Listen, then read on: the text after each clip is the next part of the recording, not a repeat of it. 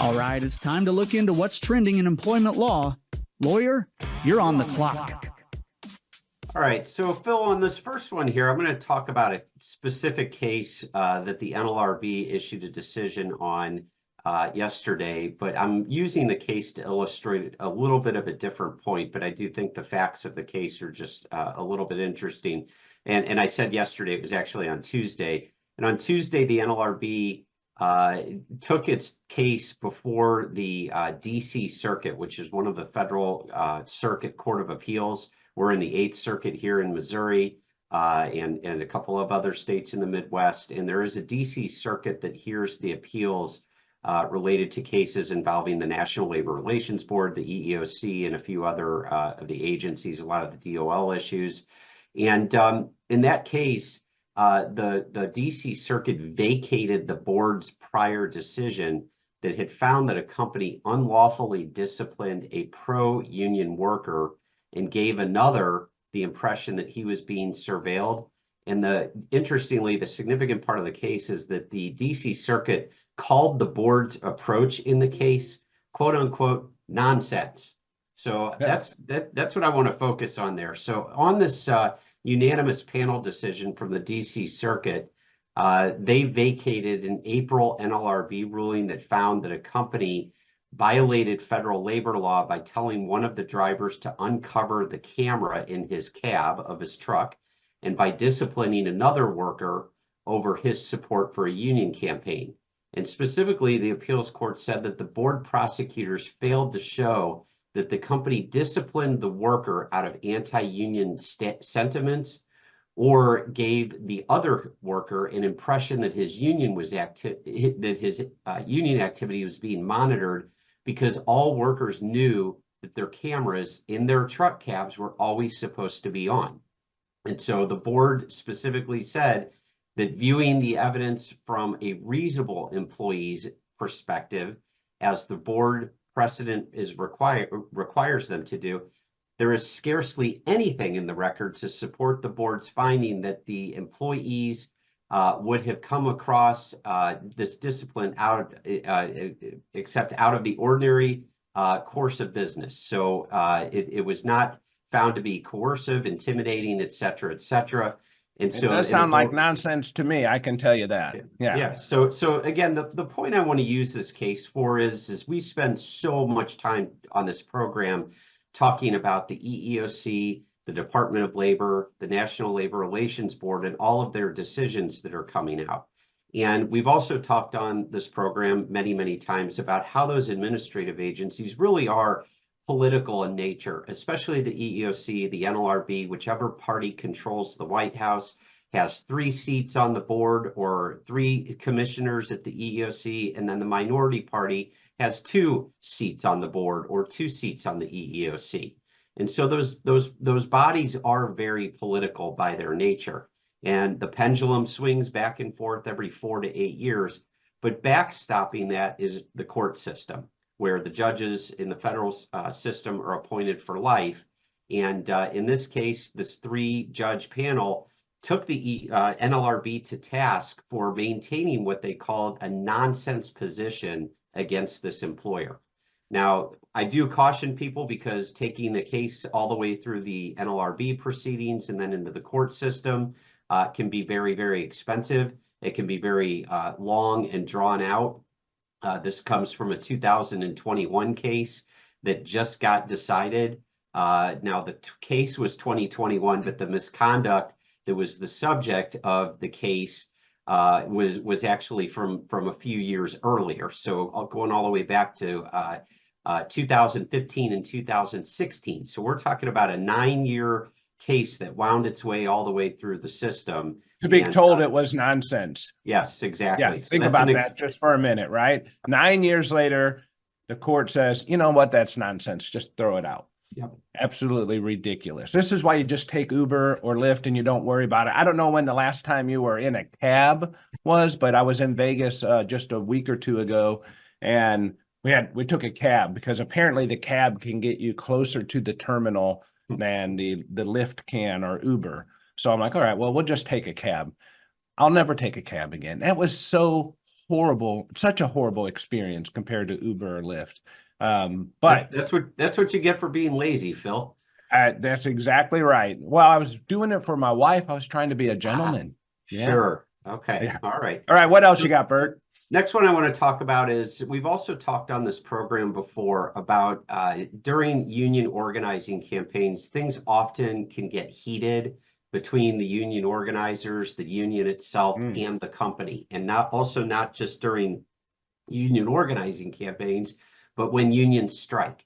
And the NLRB fairly recently had issued a decision basically saying that employees who engage in threatening and profane conduct on a picket line or during an organizing campaign really are engaging in protected activity. Again, this is where we kind of rely on the court system to backstop some of this.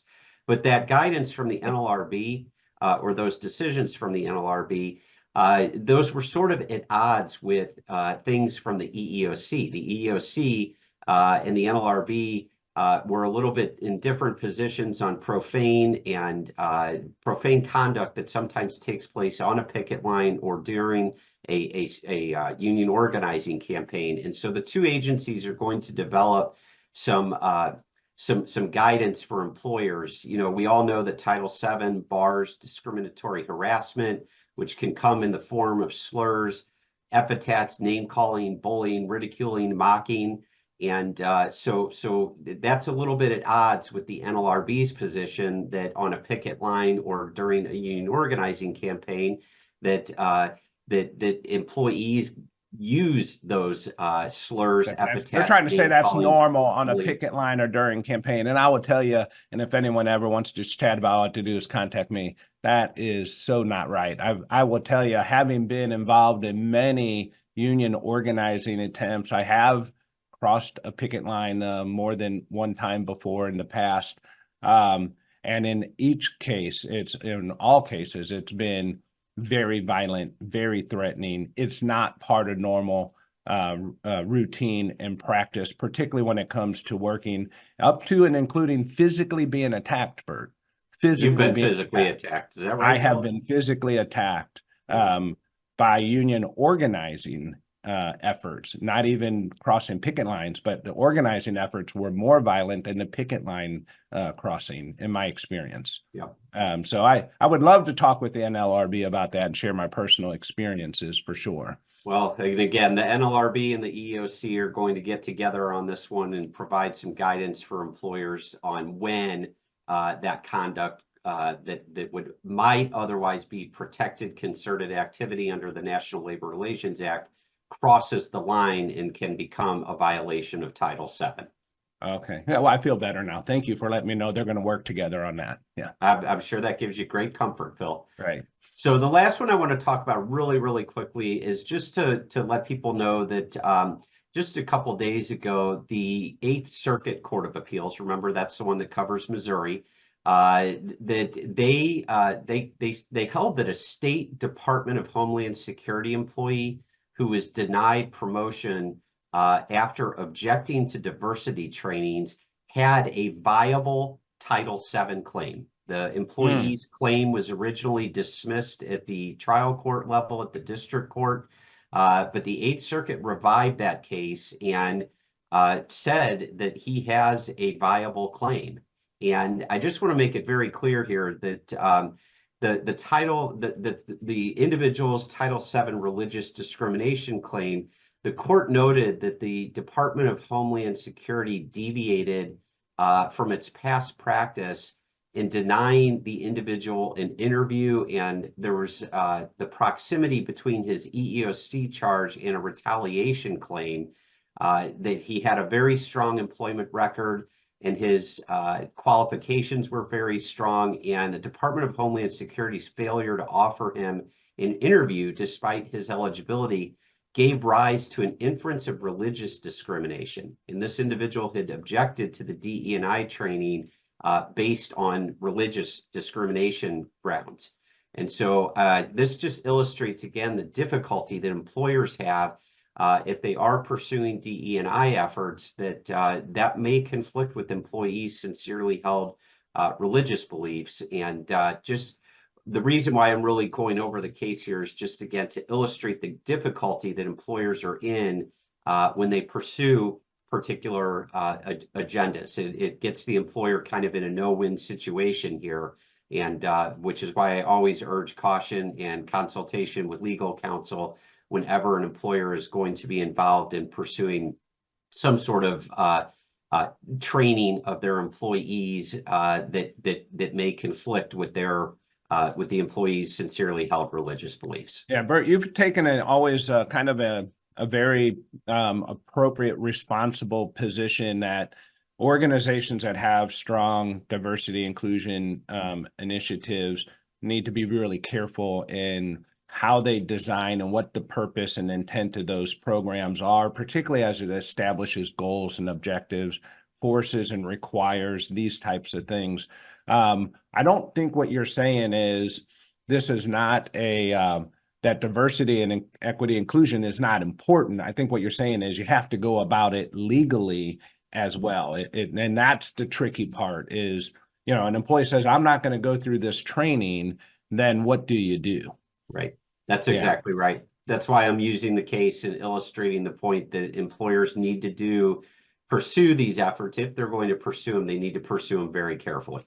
Right. And I suspect we may see a little bit more of this come up, particularly as we get into the election period, and these types of things sometimes take front center stage. Agree. Yeah. All right, lawyer on the clock. Anything else from you today? I think I've covered enough. I think that's pretty good. All right. I appreciate that. As always, Burt Garland with Ogletree Deacons. If you need help, look him up. He'll be happy to help you as always. Thank you once again for tuning in to This Week at Work. If you enjoy the show, please share it with your colleagues. Forward our invites. Share the link, aimea.org/This Week at Work, or follow or subscribe wherever you get your news and entertainment, like LinkedIn, YouTube, Spotify, Apple Podcasts. We're everywhere you are.